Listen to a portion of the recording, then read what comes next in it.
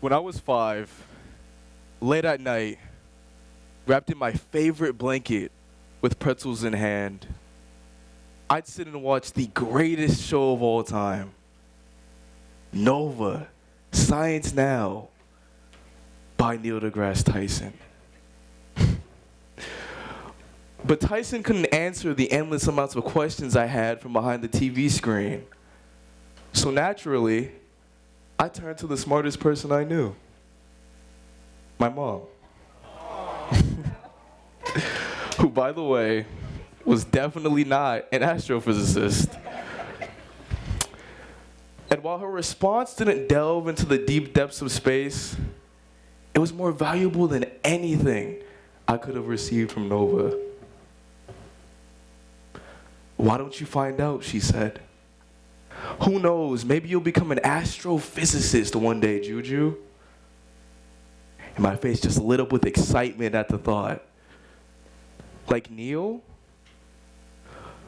But with a warm smile, she turned to me and said, "Like you." That was the spark. The big bang that ignited my curiosity and ambition for the unknown. And yet, when I would share this curiosity about astronomy with others, I was always met with cold stares, apathy, and my least favorite, a whole lot of advice.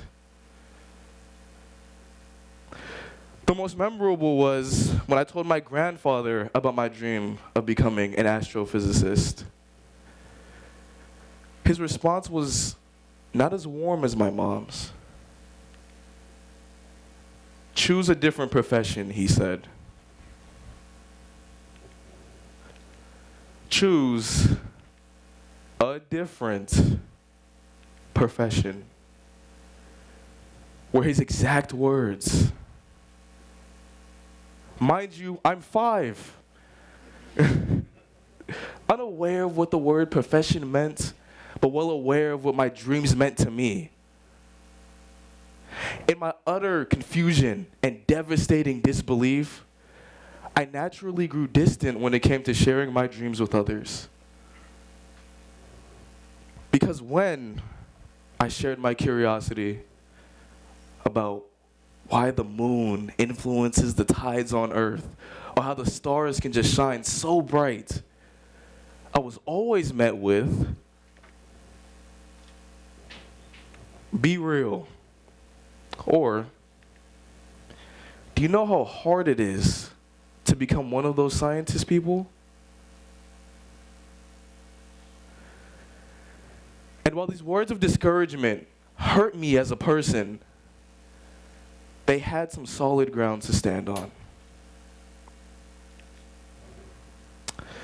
According to the Post-Secondary National Policy Institute, 12.5% of all post-secondary enrollments across the U.S. account for African Americans. If we go further down the rabbit hole, only 2% of astrophysicists worldwide happen to be African American. Bear in mind that these statistics don't take into account any random factors, such as income or any circumstances that one may go through. In other words, those who grew up in poverty have even lower odds. As an African American who grew up in a low-income community and survived homelessness, I already did not see people who looked like me who had my story. And when I take a look at the statistics, I'm almost a ghost and a living upset. According to the data, I should have taken my grandfather's advice. But there's a reason why I'm standing before you all today at a top 10 public university in the country as a physics major.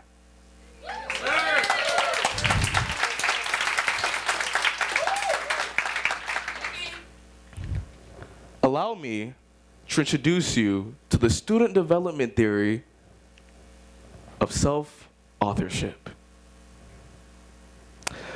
According to Baxter Magolda, as explained by the University of Tennessee Health Science Center, self-authorship is a concept in psychology that emphasizes the importance of the eternal capacity to define one's beliefs, identity, and social relations. It's taking charge of our own beliefs, values, and identities rather than being influenced solely by external authorities or societal norms. Initially, I gave in to the advice of switching gears to a more realistic career path. I was influenced by external factors, which is the first stage of self-authorship. I tried to set my sights on the Marines or the Air Force as an engineer, and then quickly realized that boot camp was not for me. At one point, I even set my sights on the NBA or the NFL. But if you couldn't tell, I'm about 6 foot, 165 on a good day. But in situations like these, it's important to recognize the crossroads of self-authorship and conformity. The stage where you realize that something is seriously wrong. In my case, none of these realities ignited that same flame, gave me that same spark that I had when I was younger. I felt the need to reconnect to my roots, my dreams. In order to be the one who narrated my own story, I had to embrace becoming a broken probability. To achieve this, I had to understand that if the percentage of success is greater than 0, then it is 100% possible. There is definitely a difference between what you tell yourself and what others try to force upon you. As soon as you believe in anyone that says you can't do it, everything will begin to fall apart. That spark that you once had would amount to nothing. This is typically the part where you decide to start writing your own story. In my opinion, this is in fact the most critical transition, and when I came up with what I call the broken probability mindset. So, I began to fully invest my time in space and physics, and man, it felt amazing. I kept up with the latest space news, specifically the James Webb Telescope at the time. I aced my physics classes, putting in extra hours, completing extra credit, and everything in between. I became disciplined rather than motivated. I'd be motivated by others to chase a dream, but with discipline. Especially on the days when I did not have any motivation. Discipline is not only what allows you to finish, but it tells you if you're really passionate about what you're doing. I really believe in what Kobe Bryant said. If you really want to be great at something, you have to truly care about it. And I could confidently say, I cared for space. It was what I dreamed about more than anything in this world. Now, it would be a perfect movie if it was just this easy. But in real life, things were not laid out for me, which brought me to another crossroad. And don't worry, when Baxter Magolda developed her theory of self-authorship, she did extensive work and research within higher education and student development. And while doing so, she realized that the journey to self-authorship is not linear. She also concluded that oftentimes, individuals will often come to another crossroad where they are forced to reevaluate again.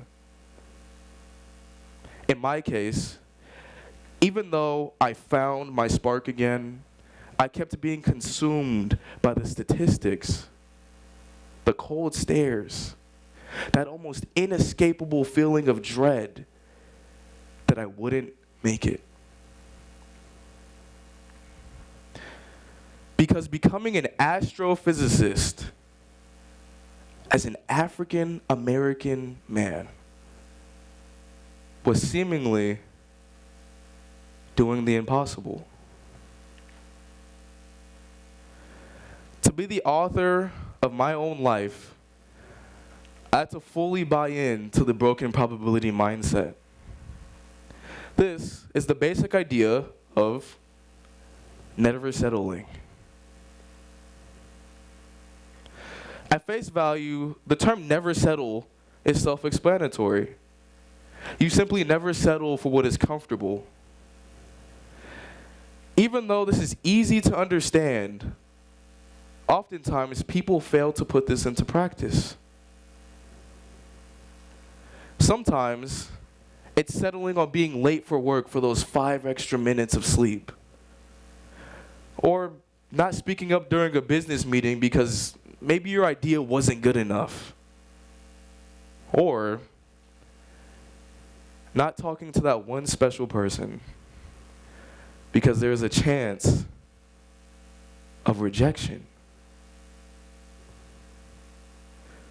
But this is where you have to translate your mindset into action. Every time you find yourself engaging in any one of these activities, pause and ask yourself, why? Why exactly are you going to settle on not becoming who you want to be? And why has the world seemingly settled on it too? Is it the statistics? If you're told only 2% of people who look like you have accomplished a feat, the overpowering 98% will try to crush you. Almost as if the previous 2% doesn't even exist. Nobody talks about the 2%, which stands tall and mighty. And I did not want to fall into that trap. So, I had to ask myself, what's really stopping me from doing the impossible? And the answer that echoed back to me was myself. I was the one in the way of following the formula. I was afraid of being the author of my own story. And I was afraid because I knew it wasn't going to be easy. So to reach any goal, we must do the exact opposite of this. You have to be patient with yourself when you encounter each roadblock and each crossroad. And yes, you will fail sometimes, but you get back up again and again. And you must do this every single day and every single time. That is how you become the author of your own story and a broken probability. Thank you.